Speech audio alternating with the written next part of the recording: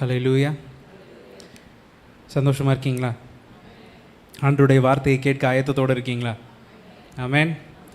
ஆண்டவர் பேசுகிற தேவன் நிச்சயமாக இன்றைக்கும் நம்மோடு ஆண்டவர் இடைப்படுவாராக. ஆபிரகாம் குறித்து நம்ம ஏற்கனவே கொஞ்சம் நம்ம முன்னாடி பார்த்த காரியங்கள் யாருக்காவது ஞாபகம் இருக்கா?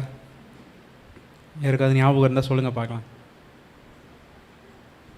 ஆபிரகாம் என்பவர் யார்? விசுவாசிகளின் தகப்பன். வேற சொல்லுங்கள். அதுக்குள்ளே கொஞ்சம் நான் இவ்வளோ நேரம் இருமிட்டு இருந்தேன், அதனால் நான் அதுக்குள்ளே என் தொண்டையை கொஞ்சம் அட்ஜஸ்ட் பண்ணிக்கிறேன்.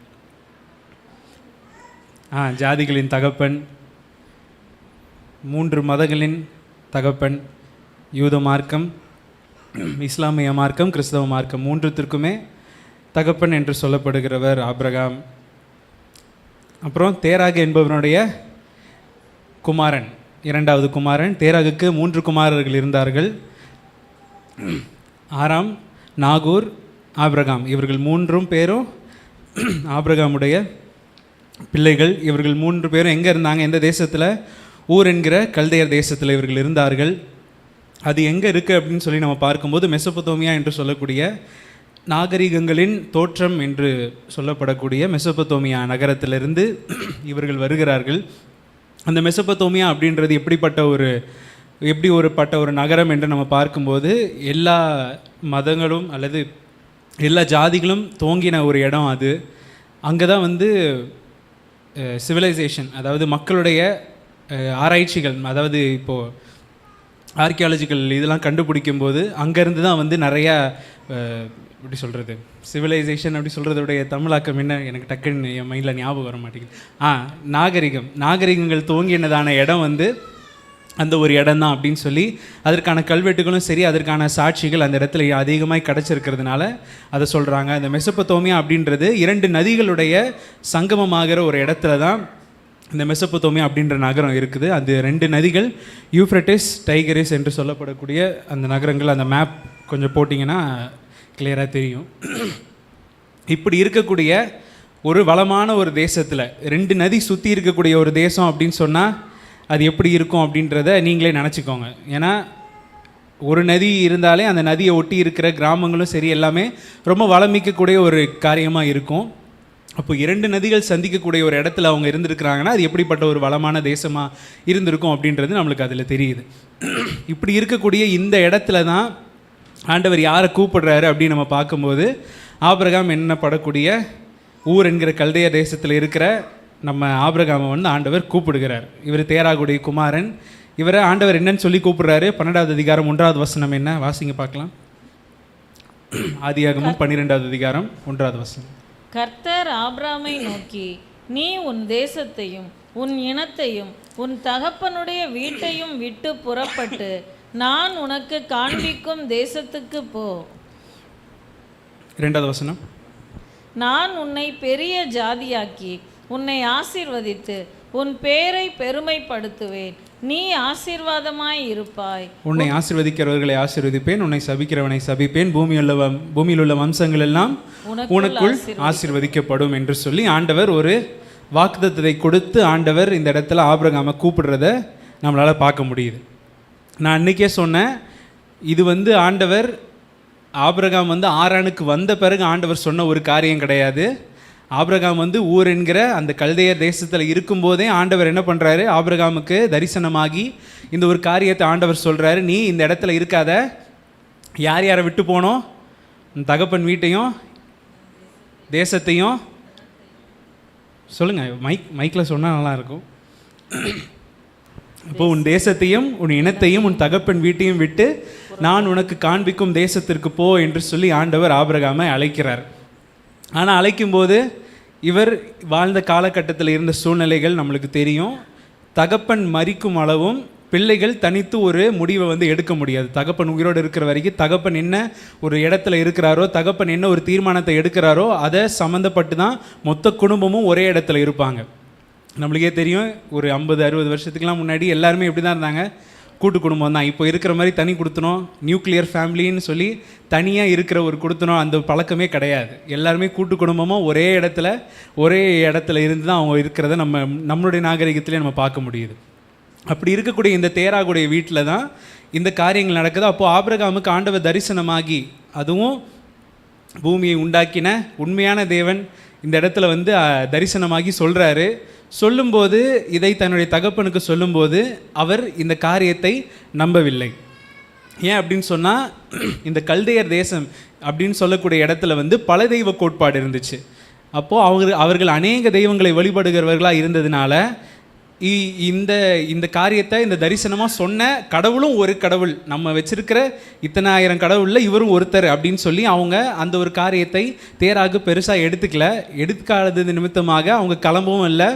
ஆபிரகாமும் தன்னுடைய தகப்பனுக்கு கீழ்ப்பட்டு அதே இடத்துல இருந்ததுனால தான் கொஞ்ச நாள் கழித்து என்ன காரியம் நடக்குது, நம்ம 11வது அதிகாரத்தோட கடைசி பகுதியில் நம்ம பார்க்கும்போது நம்மளுக்கு தெரியும். அந்த இடத்துல ஆரான் ஊர் என்கிற தேசத்திலே என்ன பண்ணுறாரு, தகப்பன் மரிப்பதற்கு முன்பாகவே மரித்து போகிறார். மரித்து போனது நிமித்தமாக தான் இப்போ தான் வந்து தேராகுக்கு ஒரு நினைவு வருது, ஆஹா நம்ம ஒரு வேளை கடவுளுக்கு நம்ம தெய்வ குத்தம் பண்ணிட்டோம், நம்ம கடவுளுக்கு விரோதமாக ஒரு காரியத்தை பண்ணிட்டோம், அதனால தான் கடவுள் என்ன பண்ணிட்டாரு, என்னுடைய பிள்ளைய சொல்லுங்கள், என்னுடைய பிள்ளைய வந்து எடுத்துட்டாரு. அப்போது நான் என்ன பண்ணணும், அந்த கடவுள் என்ன சொன்னார், என்னுடைய மகனுக்கு ஒரு ஆபிரகாமுக்கு ஒரு காரியத்தை சொன்னார், என்ன பண்ணணும், இந்த ஊர் என்கிற தேசத்தை விட்டு எங்கே போகணும், நான் உனக்கு காண்பிக்கும் தேசத்திற்கு நீ போக வேண்டும் என்று சொல்லி ஆண்டவர் சொல்லியிருந்தாரே அப்படின்னு சொல்லி அந்த ஒரு ஞாபகத்தில் தான் இவர் என்ன பண்ணுறாரு, 11வது அதிகாரத்தோட 31வது வசனத்திலேருந்து நம்ம பார்க்கும்போது ஆபிரகாமையும் ஆரோனுடைய மகனாகிய லோத்தையும் அப்புறம் ஆபிரகாமுடைய மனைவி அப்புறம் இவங்க சம்பத்தான எல்லா காரியங்களையும் இவங்க கொண்டு போகிறாங்க. இவங்க இங்கேருந்து ஊர் என்கிற கல்தைய தேசத்துலேருந்து அவங்க கிளம்பி போகிறாங்க. போகும்போது ஆண்டவர் காண்பிச்ச தேசத்துக்கு போனாங்களா, அதுக்கு பதிலாக அவங்க எங்கே போனாங்க, ஆரானுக்கு வரைக்கும் போனாங்க. ஆரான் என்கிற தேசம் தன்னுடைய மரித்து போன மகனுடைய ஞாபகார்த்தமாக தான் தேராக அந்த இடத்திற்கு அவர்கள் நின்று அவங்க தங்கியிருந்த அந்த இடத்திற்கு ஆரான் என்று சொல்லி அவர் பெயர் வச்சு அங்கேயே தங்கி இருக்கிறாங்க. அங்கேருந்து அவங்க கடந்து போகலை, அங்கேயே இருக்கும்போது தேராக அந்த இடத்தில் மரித்து விட்டார். மரித்தது நிமித்தமாக இப்போது அவங்க எல்லாருமே மறுபடியும் அங்கேயே தங்கி இருக்கிறாங்க. இப்போ அவங்க அங்கே தங்கி இருக்கும்போது தான் இப்போது ஆபிரகாமுக்கு எத்தனை வயசு ஆகுது அப்படின்னு சொன்னால் 12வது அதிகாரத்தை எடுத்துக்கொள்ளலாம். 12வது அதிகாரத்துடைய 4வது வசனத்தை வாசிங்க. கர்த்தர் ஆபிரகாமுக்கு சொன்னபடியே அவன் புறப்பட்டு போனான், லோத்தும் அவனோடே கூட போனான்.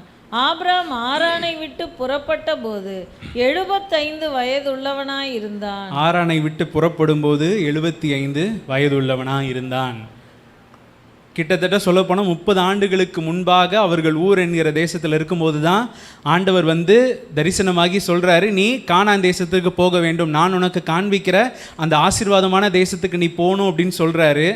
ஆனால் அதை சொல்லியும் இவங்க கேட்காம, இவங்க தாமதித்து கிளம்பாமல், ஆண்டவர் சொன்ன இடத்துக்கு போகாமல் பாதி வழியில் நின்று இப்போது இந்த ஆரான்லேருந்து இப்போது ஆபிரகாம் கிளம்பும்போது இவருக்கு எத்தனை வயசு, 75 வயதுள்ளவனாய் ஆபிரகாம் இருக்கிறத நம்ம இந்த இடத்துல நம்ம பார்க்குறோம். நம்ம முன்னாடி அந்த போன மெசேஜை நம்ம முடிக்கும் போது நம்ம சொன்ன ஒரு காரியம், ஆண்டவர் நம்மளுக்கு ஒரு அழைப்பை கொடுத்துருக்க, ஆண்டவர் நம்மோட ஒரு காரியத்தை நம்ம பேசியிருக்க, நம்ம அந்த காரியத்தை மற்றவங்க கிட்ட போய் என்ன பண்ணக்கூடாது, செகண்ட் ஒப்பீனியன் கேட்டுட்டு இருக்கக்கூடாது. ஆண்டவர் ஒரு காரியத்தை உங்களுக்கு வலியுறுத்தி சொல்லிட்டாரு, ஆண்டவருடைய வார்த்தை வேதாகமத்திலேருந்து ஆண்டவர் சொல்லியிருக்கிறாரா, இல்லை ஒரு வேளை போதகர் மூலமாக ஆண்டவர் சொல்லியிருக்கிறாரா, இல்லை ஏதோ ஒரு காரியத்தின் மூலமாக ஆண்டவர் உங்களோடு பேசி இருக்கிற ஒரு காரியத்தை நீங்கள் ஒருபோதும் யாருக்கிட்டேயும் போய் நீங்கள் மறுபடியும் அதை ஒரு அஃபர்மேஷன் கேட்டு இதை உறுதிப்படுத்துறதுக்கு இன்னொரு மனிதன்கிட்ட போய் நீங்கள் கேட்க வேண்டிய ஒரு அவசியமே கிடையாது. நம்ம மனிதர்கள்கிட்ட ஆலோசனை கேட்கும்போது தான் என்ன பண்ணுவோம், இங்கே ஒருத்தர்கிட்ட அடுத்து அடுத்து அடுத்து இருக்கிற எல்லாருக்கிட்டையும் ஆலோசனை கேட்டு முடிச்சுட்டு கடைசியில் நம்மளுக்கு என்ன தோணுதோ நம்ம அதை செஞ்சுருவோம். ஆனால் ஆண்டவர் ஒரு காரியத்தை நம்மளுக்கு சொல்லும்போது நம்ம எந்த ஒரு வேற்று சிந்தனைகளுக்கும் நம்ம இடம் கொடுக்காதபடிக்கு நம்ம அந்த காரியத்தை நம்ம செய்வதற்கு நம்ம முனைக்கணும். ஒருவேளை அதை நம்ம செய்யாமல் போனால் நம்முடைய ஆசீர்வாதங்கள் நம்முடைய வாழ்க்கையில் தாமதமாகும் என்று சொல்லி நம்ம பார்த்தோம். அதனால் நம்ம யாரோட நம்ம இருக்கிறோம், யாரோட நம்மளுடைய தரிசனத்தை ஆண்டவர் நமக்கு கொடுத்த வார்த்தையை நம்ம யாரோட நம்ம பகிர்ந்து கொள்கிறோம் அப்படின்றதில் நம்ம ரொம்ப எச்சரிக்கையாக இருக்கணும் அப்படின்னு சொல்லி நம்ம கடந்த நாட்களில் நம்ம தியானிக்கும் போது நம்ம பார்த்தோம். இன்றைக்கி நம்ம தியானிக்க போகிற காரியம் வந்து அதே 12வது அதிகாரத்துலேருந்து நம்ம வரப்போகிறோம். தேராகு மரணம் அடைந்த பிறகு இப்போ வந்து கொஞ்சம் ஹிஸ்டாரிக்கலாகவும் சரி பைபிளையும் வச்சு நம்ம சில காரியங்களை நம்ம ஆராய்ஞ்சு நம்ம கொஞ்சம் பொறுமையாக இந்த இடத்துலேருந்து நம்ம அப்படியே போவோம்.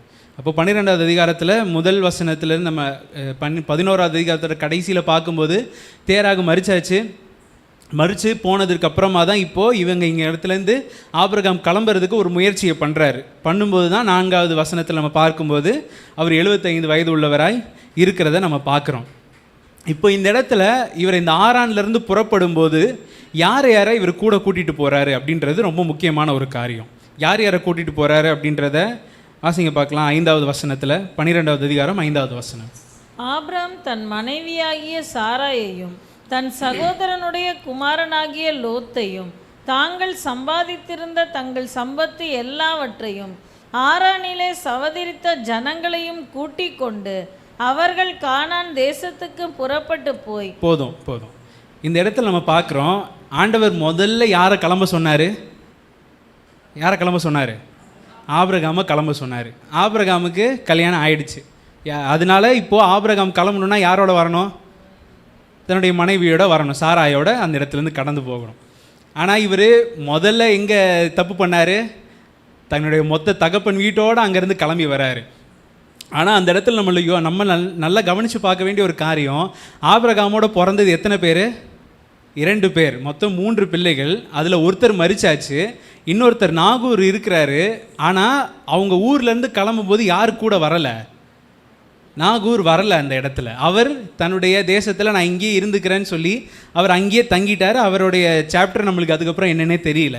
இப்போ அவர்கள் ஆரானுக்கு வந்து விட்டார்கள். இப்போ ஆரான்லேருந்து புறப்பட போகும்போது இப்போ ஆண்டவர் மீண்டுமாக அந்த காரியத்தை ஆபிரகாம் நினச்சி பார்க்குறாரு. ஆண்டவர் எனக்கு சொன்ன காரியத்தை நிமித்தமாக நான் போகணும் அப்படின்ட்டு ஒரு தீர்மானத்தை எடுக்கிறாரு.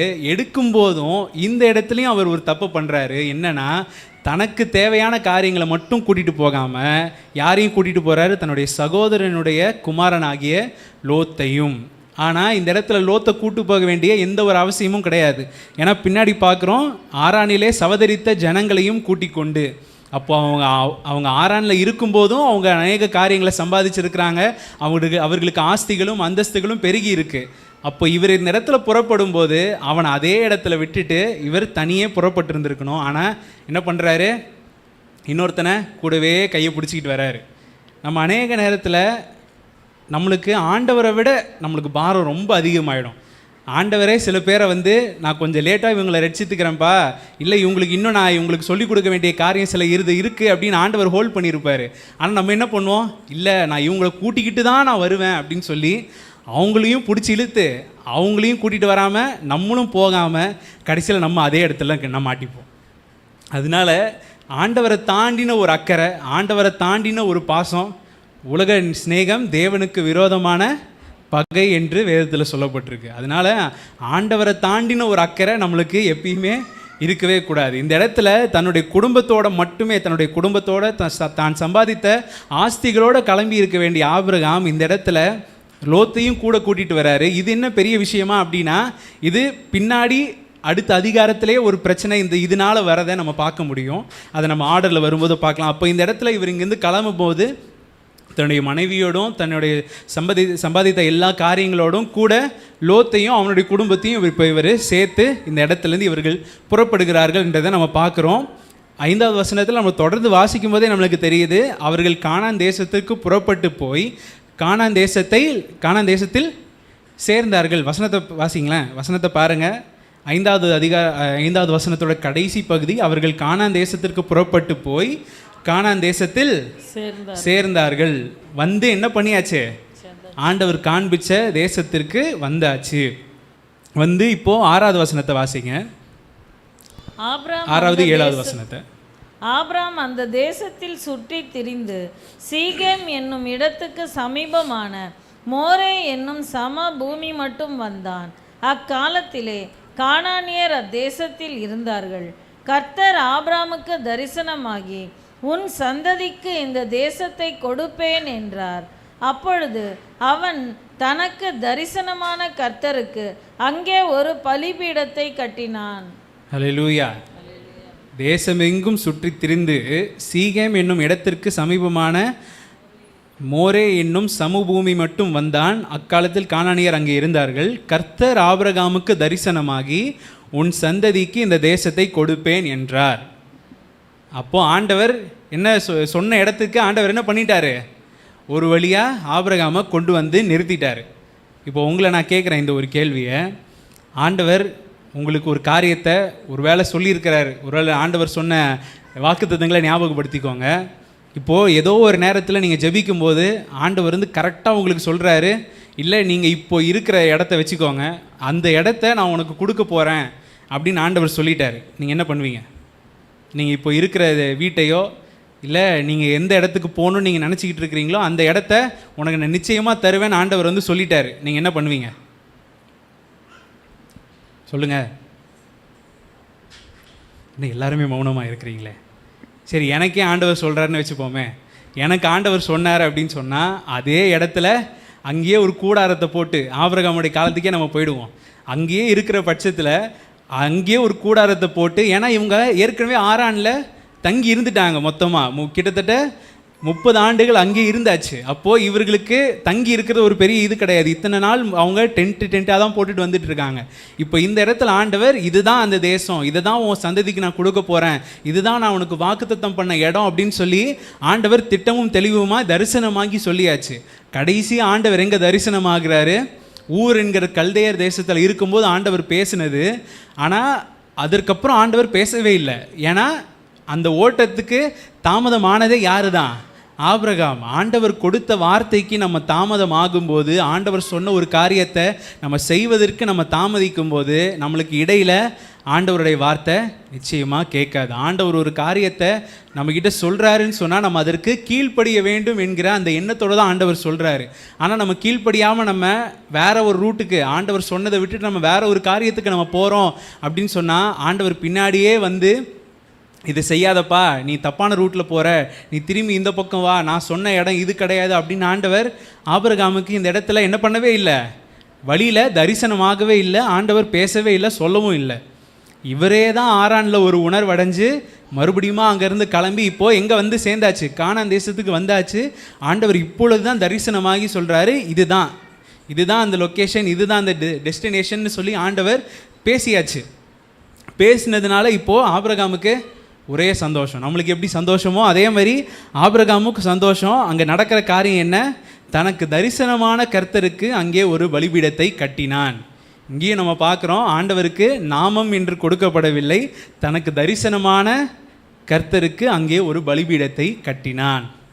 இப்போது தனக்கு தரிசனமான தேவனுக்கு ஒரு பலிபீடத்தை கட்டியாச்சு. சரி, ஓகே, இப்போ அடுத்து என்ன பண்ணலாம்? அங்கேயே ஒரு வீடை கட்டி அங்கேயே இருந்துடலாமா? அதுதான் நம்ம பண்ணியிருக்கணும், அதை தான் ஆபிரகாமும் பண்ணியிருக்கணும், அதை நம்ம பண்ணியிருப்போம். ஆனால் இந்த இடத்துல ஆபிரகாம் செய்கிற ஒரு மிகப்பெரிய ஒரு தவறு இந்த இடத்துல நடக்குது. 8வது வசனத்தை நம்ம பார்க்கும்போது, 8வது வசனத்தை வாசிங்க. பின்பு அவன் அவ்விடம் விட்டு பெயர்ந்து எதுக்கு போனோம்? எதுக்கு மறுபடியும் கிளம்பணும்? ஆண்டவர் கிளம்ப சொன்னாரா? ஆண்டவர் போக சொன்னாரா? இல்லையே. ஆண்டவர் என்ன சொன்னார்? இந்த தேசத்தை உன் சந்ததிக்கு கொடுப்பேன் என்று சொல்லிவிட்டார். சொல்லியாச்சு. அந்த இடத்துக்கு இல்லாமல் இவர் என்ன பண்ணுறாரு? மறுபடியுமாக புறப்பட்டு வேற ஒரு இடத்துக்கு போகிறாரு. அது அப்படியே தொடர்ந்து வாசிங்க. பெத்தேலுக்கு கிழக்கே இருக்கும் மலைக்கு போய், பெத்தேல் தனக்கு மேற்காகவும் ஆயி கிழக்காகவும் இருக்க கூடாரம் போட்டு, அங்கே கர்த்தருக்கு ஒரு பலிபீடத்தை கட்டி கர்த்தருடைய நாமத்தை தொழுது கொண்டான். இந்த இடத்துல நம்ம ரொம்ப கவனிக்க வேண்டிய ஒரு காரியம் என்னன்னு சொன்னால், 6வது வசனத்தில் நம்ம பார்க்கும்போது மோரே என்னும் சமபூமி மட்டும் வந்தான் என்று சொல்லி பார்க்குறோம். சமபூமி, நம்ம இப்போது இருக்கிறது ஒரு சமபூமி நம்ம இருக்கிறது. ஆனால் 8வது வசனத்தில் பார்க்கும்போது கிழக்கே இருக்கும் மலைக்கு போய் அப்படின்னு நம்ம அந்த வசனத்தில் தெளிவாக போட்டிருக்குது. அப்போது ஆண்டவர் அவரை எங்கே இருக்க சொன்னார்? சமபூமியில் இருக்கும்படியாக, அந்த இடத்துல தங்கி இருக்கும்படியாக, அங்கே கூடாரம் போட்டு அங்கே இருக்கும்படியாக ஆண்டவர் சொல்லியிருக்கிறாரு. ஆனால் இவர் என்ன பண்ணுறாரு? ஆண்டவர் சொன்ன இடத்த விட்டு பெயர்ந்து போய் அதாவது ஆங்கிலத்தில் போடப்பட்டிருக்க காரியம், thence he remove to the mountain. ஆண்டவர் இருக்க சொன்ன இடத்துலேருந்து இவரை என்ன பண்ணிக்கிட்டாரு, இவரை பெயர்த்து எடுத்தாச்சு. அந்த இடத்துலேருந்து கொண்டு போய் இப்போது மலை தேசத்தில் தங்கி இருக்கிறார். கொல்லிமலைக்கு வந்தவங்களுக்கு தெரியும், இல்லை மலை சார்பான பகுதிகளுக்கு போனவங்களுக்கு தெரியும். இங்கே இப்போது நம்மளுக்கு எப்படி இருக்குது, காலையில் வெயில் அடிக்கும் போதெல்லாம் ரொம்ப சூடு, நம்மளுக்கு தாங்கவே முடியல. ரொம்ப அந்த வெயிலே நம்மளுக்கு என்ன ஆகுது, எரிச்சலாகுது அநேக நேரத்தில். இன்றைக்கி காலையில் வெறும் விருங்கம்பாக்கம் வரைக்கும் தான் போயிட்டு வந்தேன். அதுக்குள்ளேயே அந்த வெயில் ஹெல்மெட்டுக்குள்ளே வேர்த்து, உடம்புல வேர்த்து, வீட்டுக்கு வரும்போது ஒரே எரிச்சலாக இருந்துச்சு. ஏன்னா அந்த வெயில் நம்மளால் என்ன பண்ண முடியல, தாங்கவே முடியல, அவ்வளோ பயங்கரமாக இருக்குது. ஆனால் மலை சார்பான இடங்கள் எப்படி இருக்கும், குளிர்ச்சியான ஒரு பகுதி, மலைக்கு மேலே பனி, அந்த ஒரு நடமாட்டம் எப்பயுமே இருந்துக்கிட்டே இருக்கும். அது ஒரு ரொம்ப இன்பமான ஒரு காலகட்டம், ரொம்ப இன்பமான ஒரு இடம், அந்த மலையின் மேலே இருக்கிற ஒரு அனுபவம். அப்போது இந்த இடத்துல ஆபிரகாமை ஆண்டவர் ஒரு சமபூமியில் தங்கி இருக்க சொல்கிறாரு. ஆனால் ஆபிரகாம் செய்கிற காரியம் என்ன, ஆண்டவர் சொன்ன இடத்துலேருந்து பெயர்ந்து போய் இவர் ஒரு இடத்துக்கு போகிறாரு. போய் அந்த இடத்துல ஆண்டவருக்கு இருக்க சொன்ன இடம் கிடையாது. ஆனால் அந்த இடத்துக்கு போயிட்டு அவர் என்ன பண்ணுறாராம், அங்கே கர்த்தருக்கு ஒரு பலிபீடத்தை கட்டி கர்த்தருடைய நாமத்தை தொழுது கொண்டான். ஆண்டவர் நம்மை ஒரு இடத்துல இருக்க சொல்லி இருக்க, இல்லை ஆண்டவர் நம்மளுக்கு ஒரு காரியத்தை இதுதான் உனக்கு அப்படின்னு சொல்லி ஆண்டவர் கொடுத்துருக்கும்போது அது நம்மளுக்கு பிடிச்சிருக்குதோ நம்மளுக்கு பிடிக்கலையோ, இல்லை நம்ம மனசுலேயே ஒரு கற்பனையை நம்ம வச்சுருந்துருப்போம், இப்படி தான் வேணும், இப்படி தான் ஆண்டவர் கொடுப்பார், இப்படி தான் இருக்கும் அப்படின்னு சொல்லி நம்ம என்ன தான் நினச்சிருந்தாலும் அதன் பிரகாரமாய் அது ஒருபோதும் இருக்காது. ஏன்னா நம்முடைய நினைவுகள் எப்பொழுதுமே ரொம்ப குறுகின ஒரு வட்டத்திலேயே நம்மளுடைய நினைவுகள் இருக்கும். ஆனால் ஆண்டவர் நம்மளை குறித்து வைத்திருக்கிற நினைவுகள் மிகவும் உயர்ந்தவைகள். அப்போது நம்ம நினைக்கிற மாதிரி ஒரு காரியத்தை ஆண்டவர் கொடுக்க மாட்டார். நம்ம நினைக்கிற ஒரு வழியில், நம்ம நினைக்கிற ஒரு ரூட்டில் ஆண்டவர் எப்பொழுதுமே நம்மளை ஆசீர்வதிக்கிற ஒரு தேவனே கிடையாது. அப்போது அப்படி ஒரு வேளை நம்ம நினைக்காத மாதிரி, நம்மளுக்கு பிடிக்காத மாதிரி உலகம் வந்துருச்சு அப்படின்னு சொன்னால், உடனே இப்போ ஆபிரகாம் செய்த ஒரு காரியத்தை போல், ஐயோ இது இல்லை, இது வேண்டாம், எனக்கு பிடிச்ச மாதிரி ஒரு காரியத்தை நான் செஞ்சுக்கிறேன் அப்படின்னு போகாதபடிக்கு ஆண்டவர் நம்மளுக்கு கொடுக்குற ஆசீர்வாதம் ஒருவேளை நம்மளுக்கு பிடிக்காததாக இருந்தாலும் சரி, இல்லை நம்மளுக்கு நான் நினச்ச மாதிரி இது இல்லையே, நான் கற்பனை பண்ண மாதிரி இது இல்லையே, நான் நினச்ச மாதிரி ஒரு வாழ்க்கை இது கிடையாதே அப்படின்னு சொல்லி நீங்கள் நினச்சாலும் சரி, அது ஆண்டவர் உங்களுக்கு கொடுத்துருக்க, அது ஆண்டவர் உங்களுக்கு வாக்குத்தத்தம் பண்ணி அதை கொடுத்துருக்கிறாருன்னு சொன்னால் அதை மனரம்மியமாய் நம்ம என்ன பண்ணணும், நம்முடைய வாழ்க்கையில் நம்ம ஏற்றுக்கொள்ள வேண்டியது ரொம்பவே முக்கியமான ஒரு காரியம். அது நம்முடைய எதிர்காலமாக இருந்தாலும் சரி, நம்முடைய வாழ்க்கையில் ஒரு வாழ்க்கை துணையாக இருந்தாலும் சரி, அது ஆண்டவர் உங்களுக்கு கொடுத்துருக்கிறாரு அப்படின்னு சொன்னால் அதில் எந்த ஒரு முகசுளிப்பும் இல்லாமல் நம்ம அதை ஏற்றுக்கொள்ள வேண்டியது ரொம்ப முக்கியமான ஒரு காரியம். ஆண்டவருக்கு தெரியாதா, நம்முடைய வாழ்க்கையை குறித்து எனக்கு இப்படி வேணும் அப்படி வேணும் நம்ம நினைக்கிறோம். ஆனால் ஆண்டவருக்கு தெரியும் எது சரியான ஒரு காரியம், எது தேவையான ஒரு ஆசீர்வாதம், எது இந்த நேரத்தில் என்னுடைய மகளுக்கு என்னுடைய மகனுக்கு வேண்டும் என்பதை பரமபிதா அவர் அறிந்திருக்கிறார். அவர் அதுக்கு தேவையான காரியத்தை அவர் கொடுக்கும்போது அது நம்மளுக்கு பிடிக்கல அப்படின்றதுக்காக நம்ம அந்த காரியத்தை மாற்றுகிறதோ, இல்லை நம்ம அந்த காரியத்தை ஆண்டவருக்கு விரோதமான ஒரு காரியமாக நம்ம செஞ்சுட்டு அங்கே போய் நின்றுட்டு இது அதாவது வெட்டிங்ஸில் தான் இதை ரொம்ப சில நேரத்தில் ஒரு கிண்டலாக சொல்லுவாங்க. அதாவது கல்யாணத்துக்கு பார்க்கும்போது ஆண்டவருக்கு பயந்தவங்களா இல்லை ஆண்டவருக்கு பிரியமானலாம் பார்க்குறது கிடையாது. பணம், ஆஸ்தி, அந்தஸ்தி எல்லாத்தையும் பார்த்து முடிச்சுட்டு பத்திரிகையில் மேலே என்ன போட்டுருவாங்க, இந்த காரியம் கர்த்தரால் வந்தது அப்படின்னு சொல்லி ஒரே வார்த்தையில் போட்டுருவாங்க. உண்மையிலே கர்த்தரால் வந்துச்சா இல்லையே, எல்லா செலெக்ஷன், எல்லா கனெக்ஷன் எல்லாமே எனக்கு பிடிச்ச மாதிரி நான் பண்ணிவிட்டு அதுக்கப்புறம் அங்கே கொண்டு வந்து ஆண்டவருடைய நாமம் மகிமைப்படுவதாக, கர்த்தருக்கு ஸ்தோத்திரம் அப்படின்னு போட்டால் அதில் ஆண்டவர் பிரியப்படுகிறவர் அல்ல. இந்த இடத்துல ஆபிரகாம் செய்கிற ஒரு தவறும் அதுதான். ஆண்டவர் சமபூமியான மோரே என்கிற பகுதியில் இருக்க சொல்லியிருக்கிறாரு. ஆனால் இவர்கள் செய்கிற காரியம் என்ன, ஆபிரகாம் அவ்விடம் விட்டு புறப்பட்டு போய் அங்கேருந்து வேற ஒரு இடத்துக்கு போய் மலையான ஒரு பகுதியில் தனக்கு கம்ஃபர்ட் ஜோனாக இருக்கக்கூடிய ஒரு இடத்துல, தனக்கு பாதுகாப்பாக தனக்கு பிரியமான ஒரு இடத்துல தன்னை போய் வைத்து கொண்டு, இப்போது ஆண்டவர் பலி செலுத்த வச்ச இடம் வேற, ஆனால் இவருக்கு பிரியமான ஒரு இடத்துக்கு போயிட்டு அங்கே போயிட்டு ஆண்டவருக்கு என்ன பண்ணுறாரு, ஆண்டவருக்கு லஞ்சம் கொடுக்குறாரு. அப்படி தான் சொல்ல முடியும். ஏன்னா ஆண்டவர் ஒரு வேளை, அதாவது இப்படி வச்சுக்கலாம், நம்முடைய வாழ்க்கையில் நம்முடைய வேலைகளில் தவறான ஒரு காரியத்தை நம்ம செஞ்சிட்டோம், கொண்டு வந்து ஆண்டவருடைய காணிக்கை பெட்டியில் ஒரு அமௌண்ட்டை போட்டோம் அப்படின்னு சொன்னால் ஆண்டவர் மன்னிச்சிடுவாரா? இல்லை ஆண்டவர் டக்குனா சரிப்பா இந்த அமௌண்ட்டு போதாது தான், ஆனாலும் சரி பார்த்துக்கலாம் அப்படின்னு சொல்லி ஆண்டவர் விட்டுருவாரா? ஆண்டவர் எப்பொழுதுமே அநீதிக்கு துணையாய் நிற்கிற ஒரு தேவன் கிடையாது. இதே அதனால நமக்கு பிரியமான ஒரு காரியமாக செஞ்சுட்டு ஆண்டவருக்கு விரோதமான ஒரு காரியத்தை செஞ்சுட்டு அந்த இடத்துல ஆண்டவருக்கு நான் இந்த இடத்துல இதிலிருந்து ஒரு தசமபாகம் கொடுத்துட்றேன், இல்லை இதில் நான் ஆண்டவரை மகிமைப்படுத்துகிறேன் அப்படின்னு சொல்லி போனால் ஆண்டவர் அதில் பிரியப்படுகிற தேவன் கிடையவே கிடையாது. இந்த இடத்துல ஆபிரகாம் செய்கிற ஒரு தவறு, அது ஆபிரகாம்னு சொல்லக்கூடாது, ஆபிராம். ஏன்னா ஆபிராம் என்பவர் ஆண்டவர் தெரிந்து கொள்வதற்கு முன்னாடி இருக்கிற ஒரு நபராக இருக்கிறார். ஆனால் ஆண்டவர் பிரித்தெடுத்ததற்கு பிறகாக தான் ஆபிரகாம் என்கிற பெயரை ஆண்டவர் மாற்றி வைக்கிறார். அப்போது இந்த இடத்துல ஆபிராம் செய்கிற ஒரு தவறு என்ன? ஆண்டவர் இருக்க சொன்ன இடத்துல இல்லாதபடிக்கு அந்த இடத்துலேருந்து பெயர்ந்து போய் வேற ஒரு இடத்துல இருந்துக்கிட்டு அங்கே ஆண்டவரை பிரியப்படுத்துறதுக்கு ஒரு பலிபீடத்தை கட்டுறாரு. சரி, ஒருவேளை ஏன்னா இந்த இடத்துல நம்ம பார்க்குறோம், அந்த வசனத்தில் வாசிக்கும்போது பெத்தேலுக்கு கிழக்கே, அப்புறம் ஆயி பட்டணத்துக்கு கிழக்கே, அதாவது கிட்டத்தட்ட ஆண்டவர் சொன்ன இடத்துலேருந்து கொஞ்சம் தான் பக்கத்தில் இருக்கிறாரு அப்படின்ற மாதிரி இந்த இடத்துல தெரியுது. ஆனால் அடுத்த வசனத்தில் பாருங்க, 9வது வசனத்தில், அதன் பின் ஆபிராம் புறப்பட்டு தெற்கே பிரயாணம் பண்ணி கொண்டு போனான். எதுக்கு மறுபடியும் போகணும்? ஆண்டவர் இருக்க சொன்ன இடத்துலையும் இல்லை. சரி ஆண்டவரே, நான் கொஞ்சம் கம்ஃபர்ட் ஜோனில் கொஞ்சம் பக்கத்துலேயே நான் இருந்துக்கிறேன் அப்படின்னு சொல்லி கொஞ்சம் தள்ளி வந்தாச்சு. இப்போ தள்ளி இப்போ என்ன பண்ணுறாரா? இன்னும் தெற்கே, இன்னும் சவுத்துக்கு கடந்து வராரு. ஏன்? எதுக்காக? ஆண்டவர் இருக்க சொன்ன இடம் எது? ஆண்டவர் எந்த ஸ்தானத்தில் நம்மளை இருக்க சொன்னார்? எந்த இடத்த ஆண்டவர் வாக்கு பண்ணி நம்மளுக்கு கொடுத்தாரு? எந்த ஆசீர்வாதத்தை நம்முடைய வாழ்க்கையில் அவர் ஆசீர்வாதமாய் கொடுத்தார்? ஆனால் அந்த இடத்துல இருக்காதபடிக்கு, அந்த ஸ்தானத்தில் இருக்காதபடிக்கு எனக்கு இது பிரியம் இல்லை, எனக்கு நான் தேடி போகிற காரியம் வேறு, என் வாழ்க்கையில் என்னை குறித்து நான் வச்சுருக்கிற எண்ணம் வேறு, நான் அதை தேடி நான் போகிறேன் அப்படின்னு சொல்லி நம்ம போகிறபோது ஆண்டவருடைய சத்தமும் நம்மளுக்கு கேட்காது. அது நம்முடைய வாழ்க்கையில் ஒரு ஆசீர்வாதமான ஒரு காரியமாய் நிச்சயமாக இருப்பதற்கு அது வாய்ப்பே இல்லாத ஒரு காரியமாக தான் மாறிடும். இந்த இடத்துல பார்க்குறோம், இவர் இன்னும் தெற்கே கடந்து போனார் அப்படின்னு நம்ம இதில் பார்க்குறோம். ஆனால் ஆங்கில வேதாகமத்தில் பார்க்கும்போது and Abram journeyed on still going towards the நெகே என்று சொல்லப்பட்டிருக்கு. நெகே என்கிற பட்டணத்திற்கு, நெகே என்கிற ஒரு இடத்துக்கு அவர் கடந்து போனார் என்று சொல்லி நம்ம பார்க்க முடியும். அந்த மேப், அந்த 2வது மேப்பை போட்டிங்கன்னா அது கொஞ்சம் கிளியராக தெரியும். அந்த முதல் மேப், அந்த பெரிய மேப் போட்டிங்கன்னா தெரியும்.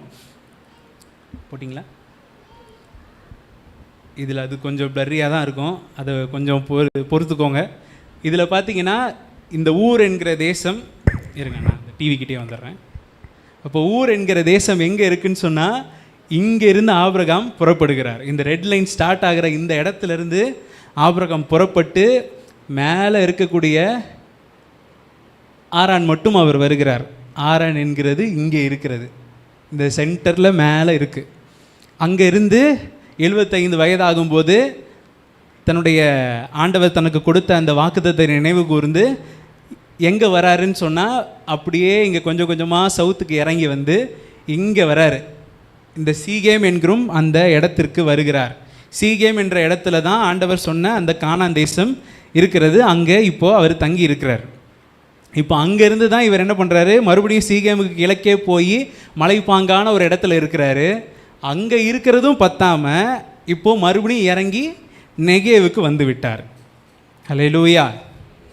என்னடா இது, அங்கே போனார் இங்கே போனார், ஒரே இது அங்கே இந்த புராணமாகவே இருக்கே அப்படின்னு சொல்லி யோசிச்சிங்கன்னு சொன்னால், நிச்சயமாக ஆண்டவர் இதன் மூலமாக, இதனுடைய முடிவில் ஆண்டவர் நிச்சயமாக அவங்களோட பேசுவார். இப்போ என்ன நடக்குது அப்படின்னு சொன்னால், நெகே என்கிற இடத்திற்கு இப்போ அவங்க கடந்து வந்துட்டாங்க. 9வது வசனத்தில் நம்ம பார்க்கும்போது அங்கே வந்துட்டாங்க. இப்போ ஆண்டவர் சொன்ன இடம் எங்கே? கானான் தேசம். கானான் தேசத்தில் குறைவு இருந்துச்சா, அங்கே அந்த தேசம் எப்படி இருந்துச்சுன்றது கொடுக்கப்படலை. ஆனால் இவர் என்ன பண்ணுறாரு, அங்கே இருக்க மனம் இல்லாமல் கொஞ்சம் நவுந்து ஒரு மலையில் இருக்கிறாரு. இப்போ அதையும் தாண்டி இப்போது கீழே இறங்கி வந்தாச்சு. இப்போது 10வது வசனத்தை வாசிங்க. தேசத்திலே பஞ்சம் உண்டாயிற்று, தேசத்திலே பஞ்சம் கொடிதாய் இருந்தபடி. போதும். அந்த தேசத்தில் என்ன வந்துச்சு? ஆண்டவருக்கு பிரியமில்லாத இடத்துல, இல்லை ஆண்டவருக்கு பிரியமற்ற ஒரு காரியத்தை நம்ம செஞ்சு எனக்கு இது ரொம்ப பிடிச்சிருக்குன்னு நம்ம போனால் அந்த இடத்துல என்ன வரும்? என்ன வரும்? பஞ்சம் வரும். கண்ணுக்கு ரொம்ப செழிப்பாக இருக்குது, எனக்கு ரொம்ப பிடிச்சிருக்குது அப்படின்னு சொல்லி நம்ம இக்கரைக்கு அக்கறை பச்சை, அந்த கரை பச்சையாக இருக்குன்னு சொல்லி அங்கே போனோன்னா அங்கே என்ன தான் இருக்கும்? பஞ்சம். இந்த இடத்துல ஆண்டவர் இருக்க சொன்ன இடத்துல இவர் இருந்திருந்தார்னா இவருக்கு தேவையான காரியங்கள் எல்லாமே கரெக்டாக நடந்திருக்கும். ஆனால் இவர் ஆண்டவர் சொன்ன இடத்த விட்டு கொஞ்சம் கொஞ்சமாக நவுந்து வந்து இப்போ இங்கே நெகேவுக்கு வந்த பிறகு இங்கே என்ன நடக்குது? ஒரு கொடிய பஞ்சம் இந்த இடத்துல, தேசத்தில் பஞ்சம் கொடிதாக இருந்தது அப்படின்னு சொல்லி வசனம் சொல்லுது. அப்போ அந்த இடத்துல பஞ்சம் கொடிதாக இருந்தபடியினால் இப்போது அவர் அடுத்து செய்கிற காரியம் என்ன? 10வது வசனத்தில் தொடர்ந்து வாசிங்க. அத்தேசத்தில் பஞ்சம் உண்டாயிற்று, தேசத்திலே பஞ்சம் கொடிதாய் இருந்தபடியால் ஆபிராம் எகிப்து தேசத்திலே தங்கும்படி அவ்விடத்துக்கு போனான். ஆபிரகாம் எங்கே போனார்? சுற்றி வளைச்சு எகிப்து தேசத்திற்கு வந்து விட்டார். இந்த எகிப்து அப்படின்ற இந்த தேசம் மெசபத்தோமியா, அதாவது பாபிலோன் நகரம், இந்த ஊர் என்கிற இந்த கல்தையர் தேசம், இங்கே இது வந்து ஒரு வணிக தேசம். நான் முன்னாடியே சொன்னேன், வணிகம் செய்து தான் அவங்களுடைய அந்த பிழைப்புகள் நடந்து கொண்டு இருக்கிறது. அப்போது இவர் ஊர் என்கிற கல்தையர் தேசத்தில் இருக்கும்போதே இவருக்கு எந்த தேசத்தை பற்றி தெரியும்? ஏன்னா அந்த காலத்தில் இருந்த இடங்களே குறைச்சல் தான். ஆனால் வணிகர்கள் வந்து போகும்போது அவர்கள் ரொம்ப பெருமையாக சொன்ன ஒரு இடம் எது அப்படின்னு சொன்னால் எகிப்து தேசம். ஏன்னா எகிப்து தேசம் வந்து அநேக காரியங்களுக்கு அந்த நாட்களில் ரொம்ப ஃபேமஸாக இருந்திருக்கு. அப்படி இருக்கும்போது இவருக்கு இப்போது ஊர் என்கிற கல்தேய தேசத்தில் இருக்கும்போதே என்ன தெரியும்? இன்னொரு தேசம் என்ன இருக்குது? எகிப்துன்ற ஒரு தேசம் இருக்குது. அது ரொம்ப செழிப்பான ஒரு தேசம், ரொம்ப கண்ணுக்கு ரொம்ப குளிர்ச்சியாக இருக்கக்கூடிய ஒரு இடம் அப்படின்னு சொல்லி ரொம்ப ஆசைப்பட்டு இவர் இருந்திருக்கிறாரு. ஆனால் ஆண்டவர் எங்கே போக சொன்னார்? எகிப்துக்கா போக சொன்னார்? ஆண்டவர் கானானுக்கு போக சொன்னார். இவர் கானானுக்கு வந்தார். ஆனால் கொஞ்சமாக இறங்கி இப்போ எங்கே வந்துட்டார்? கடைசியாக தன்னுடைய இச்சை, தன்னுடைய நினைவுகள் எங்கே இருந்துச்சோ அங்கேயே வந்து நின்றுட்டார். எகிப்து தேசத்திற்கு வந்து விட்டார். இந்த எகிப்திலிருந்து தான் இப்போது கூட யார் வரா? அடிமை பெண்ணாகிய ஆகார் இந்த இடத்துலேருந்து தான் கூட வராங்க. இதில் இன்னும் ரொம்ப முக்கியமான ஒரு காரியம் என்ன அப்படின்னு சொன்னால் 11வது வசனத்தை வாசிங்க. அவன் எகிப்துக்கு சமீபமாய் வந்தபோது, ஓகேவா? இப்போ நல்லா பார்த்துக்கோங்க. எகிப்துக்கு போகலை, எகிப்தில் உள்ள இல்லை, எகிப்திற்கு சமீபமாக இருக்கும்போது, கிட்ட இருக்கும்போதே இப்போ ஒரு காரியத்தை ஆபிரகாம் சொல்லுகிறார். அது என்னன்னு கேட்போம். தன் மனைவி சாராயை பார்த்து, நீ பார்வைக்கு அழகுள்ள ஸ்திரீ என்று அறிவேன். எகிப்தியர் உன்னை காணும்போது இவள் அவனுடைய மனைவி என்று சொல்லி என்னை கொன்று போட்டு உன்னை உயிரோடே வைப்பார்கள். அல்லேலூயா. எகிப்திற்கு சமீபமாய் வரும்போதே இவருக்கு என்ன தெரியுது? நீ பார்வைக்கு அழகுள்ள ஸ்திரீ, நீ வந்து இந்த பெண் வந்து இவனுடைய மனைவி தான் அப்படின்னு சொல்லிட்டு அவங்க பார்த்துட்டு போயிடுவாங்க அப்படின்னு சொல்லலை. அவர் என்ன சொல்கிறாரு? நீ என்னுடைய மனைவின்னு தெரிஞ்சால் என்னை என்ன பண்ணிடுவாங்க? என்னை கொன்று போட்டு உன்னை உயிரோடே வைப்பார்கள். இது எப்படிங்க இவருக்கு தெரியும்? இன்னும் தேசத்துக்குள்ளேயே போலையே. அப்போது இவருக்கு இந்த தேசத்திற்குள்ளே வரதற்கு முன்பாகவே தெரியும் எகிப்துன்ற தேசம் எப்படிப்பட்டது. இந்த ஒரு ஸ்டேட்மெண்ட்டை வாசிக்கும் போதே நம்மளுக்கு தெரியுது அங்கே இருக்கிற ஜனங்கள் எப்படிப்பட்டவர்களாய் இருந்திருப்பார்கள் என்று சொல்லி. ஏன்னா ஒருத்தனுடைய மனைவியை அவன் கல்யாணம் ஆயிருக்கான்னு தெரிஞ்சாலே அவனை கொன்னுட்டு அவனுடைய மனைவியை எடுத்துக்கொள்ளத்தக்கதாய் அந்த ஜனங்கள் இருந்திருக்கிறார்கள். இது யாருக்கு தெரியும்? ஆபிரகாமுக்கு தெரியும். தெரிஞ்சே என்ன பண்ணுறாரு? எதுக்குள்ளே வராரு? எகிப்து தேசத்திற்குள்ளே வராரு. சில நேரத்தில் நம்மளும் இப்படி தான், இது பாவம்னு தெரியும், இது தப்புன்னு தெரியும், ஆனால் நம்ம என்ன சொல்லுவோம்? தெரியாமல் வந்துட்டேன், தெரியாமல் இதை செஞ்சிட்டேன், தெரியாமல் இதுக்குள்ளே வந்துட்டேன். ஆமென் சொல்லியிருக்கோம்ல, தெரியாமல் கோவம் வந்துருச்சு, தெரியாமல் இந்த வார்த்தை என்ன பண்ணிடுச்சு, உள்ளேருந்து டக்குன்னு வந்துருச்சு. அப்படி தெரியாமல் வருமா? இருதயத்தின் நிறைவை வாய் பேசும். உள்ள ஒரு காரியத்தை சிந்திக்காமல் இங்கே ஒரு காரியம் உள்ளே ஓடாமல் அது என்ன பண்ணாது? வெளியே வரவே செய்யாது. ஆனால் இந்த இடத்துல நடக்கிற காரியம் அதே தான் தொடர்ந்து இவருடைய இந்த இடத்துல நடக்குதையும் நம்ம பார்க்குறோம். அவர் தனக்கு பிரியமான ஒரு காரியத்தை, இச்சையான ஒரு காரியத்தை தெரியாமல் செய்கிற மாதிரி இந்த இடத்துல செய்கிறதை நம்ம பார்க்குறோம். நம்மளுடைய வாழ்க்கையிலும் அப்படி தான். நம்ம சில காரியங்களை அப்படி தான் நம்மளுடைய வாழ்க்கையில் அது தப்புன்னு தெரிஞ்சும் சில காரியங்களை நம்முடைய வாழ்க்கையில் பற்றி கொண்டு ஆண்டவர் இருக்க சொன்ன இடம் இது கிடையாதுன்னு நம்மளுக்கு தெரியும், ஆண்டவருடைய செலெக்ஷன் இது கிடையாதுன்னு நம்மளுக்கு நல்லாவே தெரியும். ஆனால் என்ன பண்ண, ஆனால் அந்த இடத்துல இருக்கும்போதே நம்ம என்ன ஜெபிப்போம், ஆண்டவரே உங்களுக்கு சித்தமானால் இதை எனக்கு தாங்க. அதான் சித்தம் இல்லைன்னு தெரியுமே, நம்முடைய மனசாட்சிக்கே தெரியும் இது ஆண்டவருக்கு பிடிக்காது அப்படின்னு சொல்லி. ஆனால் நம்ம என்ன ப்ரேயர் பண்ணுவோம், ஆண்டவரே உங்களுக்கு சித்தமான இது எனக்கு கொடுங்க. ஆண்டவருக்கு சித்தம், அதாவது முதலாவது ஆண்டவருடைய சித்தத்தை நம்ம அறிந்து கொள்வதற்கு முதலாவது நம்ம பயன்படுத்த வேண்டியது நம்முடைய மனசாட்சி. அந்த மனசாட்சி நம்மளுக்கு கெட்டு போகிற பட்சத்தில் தான் நம்ம வேதத்தில் வாசிக்கிறோம், மனசாட்சியில் சூடுண்ட பொய்யர்கள் அப்படின்னு சொல்லி நம்ம பார்க்குறோம். அப்போது தன்னுடைய மனசாட்சியே இந்த இடத்துல அடமானம் வச்சு தான் இப்போ ஆபிரகாம் எங்கே வராரு, எகிப்து தேசத்திற்குள்ளாக வருகிறார். அந்த எகிப்து தேசம் கொடிதான ஒரு தேசம், அது இப்படிப்பட்ட பாவம் நிறைந்த ஒரு தேசன்றதை தெரிஞ்சுமே இவர் என்ன பண்ணுறாரு, அந்த தேசத்துக்குள்ளே பிரவேசிப்பதற்கு ரொம்ப ஆவலோடு அவர் உள்ளே போகிறாரு. போன உடனே என்ன நடக்குது, இவரை இந்த இடத்துல சொல்கிறாரு, நீ அதனால் என்ன பண்ணு, என்னை புருஷன்னு சொல்லாத, என்ன பண்ணிவிடு, சகோதரின்னு சொல்லிடு அப்படின்றாங்க. உடனே சாரா என்ன பண்ணுறாங்க, ஆமேன் அப்படின்னு சொல்லிட்டு அவர் சொன்னதை அப்படியே கேட்டுட்டு ரெண்டு பேரும் இப்போ என்ன பண்ணுறாங்க, மொத்த அவங்களுடைய ஆஸ்திகள் எல்லாத்தோடையும் இப்போது உள்ளே போகிறாங்க. போன உடனே 15வது வசனத்திலே நம்ம பார்க்குறோம், பார்வோனுடைய பிரபுக்கள் அவளை கண்டு. அப்போது அதாவது பிசாசை குறித்து சொல்லும்போது எவனை விழுங்கலாமோ என்று வகை தேடி சுற்றி திரிகிறான் என்று இருக்கிற மாதிரி இந்த பார்வோனுடைய பிரபுக்கள் மக்கள் எப்படி இருக்கிறாங்கன்னு பார்க்க வரல. இங்கே இந்த இடத்துல யாரை பார்க்குறாங்க, ஆபிரகாமுடைய மனைவி சாராயை பார்த்த உடனே அவளை கண்டு உடனே பார்வன்கிட்ட போய் அவளை புகழ்ந்து அவள் இப்படி இருந்தா அப்படி இருந்தா அப்படின்னு சொல்லி ஒரே பெருமையாய் பேசி அந்த இடத்துல நடக்கிற காரியம் நம்மளுக்கு நல்லாவே தெரியும். என்ன நடக்குது, பார்வோனுடைய அரண்மனைக்கு கொண்டு போகப்பட்டாள், பார்வோனுடைய அரண்மனைக்கு கொண்டு போயாச்சு. இப்போது ஆபிரகாம் இந்த இடத்துல ஒன்றுமே சொல்லலை, அதாவது அந்த இடத்துல கொஞ்சம் கூட ரெசிஸ்ட் பண்ணி இல்லை இருங்க கொண்டு போகிறீங்களா கொண்டு போங்க அப்படின்ட்டு, ஏன்னா என் உயிர் எனக்கு முக்கியம் அப்படின்னு சொல்லி இந்த இடத்துல அவர் செய்கிற ஒரு காரியத்தை நம்ம பார்க்குறோம்.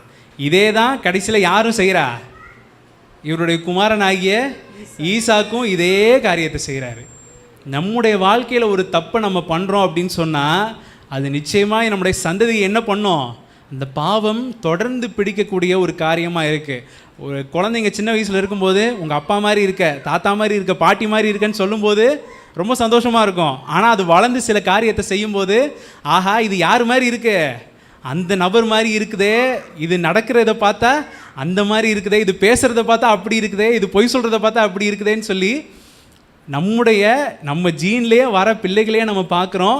அதே தவறுகள் அப்படியே தொடர்ந்து உள்ளே வரதை நம்ம பார்க்குறோம். அந்த குழந்தைக்கு யார் சொல்லி கொடுத்தா, இல்லைப்பா நீ இப்போது வேறு ஒன்றும் இல்லை, என்னோடய அக்கா பையன் ஜானத்தன் இருக்கான், அன்றைக்கி அக்காவும் நானும் பக்கத்துலேயே உட்காந்துருக்குறோம், கை சப்பிட்டு இருக்கான், உடனே அக்கா தட்டிட்டா, கை எடுத்துட்டான், அப்புறம் அப்படியே திரும்பி பார்த்துட்டு அப்படியே கொஞ்சம் கொஞ்சமாக கையை கொண்டு போய் கையை சப்புறான், அவள் கவனிக்கல. இப்போது அந்த பிள்ளைக்கு யார் சொல்லி கொடுத்தா, நீ நீ கை சப்புனா தப்பு இல்லை, நீ உங்கள் அம்மா பார்க்காத போது நீ சப்புன்னு யார் அந்த குழந்தைக்கு சொல்லி கொடுத்தா, யாருமே சொல்லி கொடுக்கல. ஆனால் என்ன நடக்குது, உள்ளே அந்த பழக்கம் நடக்குது, உள்ளே அந்த காரியம். பாவம் என் தாய் என்னை பாவத்திலே கர்ப்பந்தரித்தாள்னு சொல்கிற மாதிரி பாவம்ன்றது உள்ளே வருது. அதே போல தான் இந்த இடத்துல ஆபிரகாம் செய்த ஒரு தவறு, அதே போல் இதே ஜெராக்ஸாக தான் யார் செய்கிறா, ஈசாக்கு அவருடைய வாழ்க்கையில் செய்கிறத நம்ம பார்க்குறோம். இந்த இடத்துல இவர் செய்த அதே தவறு, துணிகரமாய் செய்த அதே தவறு அவரும் திரும்பி செய்கிறாரு. இந்த இடத்துல ஆபிரகாம் செய்த மிகப்பெரிய தவறு எகிப்திற்கு கடந்து போனது. ஆண்டவர் சொன்ன தேசம் அங்கே இருக்குது, ஆண்டவர் கன்ஃபார்மே பண்ணிட்டாரு. அதாவது ஆண்டவர் இன்னும் பேசாமல் இல்லை, ஆண்டவர் கானானுக்கு வந்த உடனே ஆண்டவர் தரிசனமாகியாச்சு. கடைசியாக கல்தையர் தேசத்தில் இருக்கும்போது ஆண்டவர் சொன்ன காரியம், நீ நான் காண்பிக்கிற தேசத்திற்கு போன்னு சொல்லியாச்சு. ஆனால் அதுக்கப்புறம் ஆண்டவர் பேசலை. ஆனால் இப்போது ஆண்டவர் இவன் வர வேண்டிய ஸ்தானத்திற்கு வந்த உடனே ஆண்டவர் சொல்லிட்டார், இதுதான்ப்பா, இங்கே தான் இருக்கணும், இங்கே தான் உன் இனத்தை நான் ஆசீர்வதிக்க போகிறேன், இங்கே தான் உன்னுடைய சந்ததி பழுகி பெருக போகுதுன்னு ஆண்டவர் சொல்லிட்டாரு.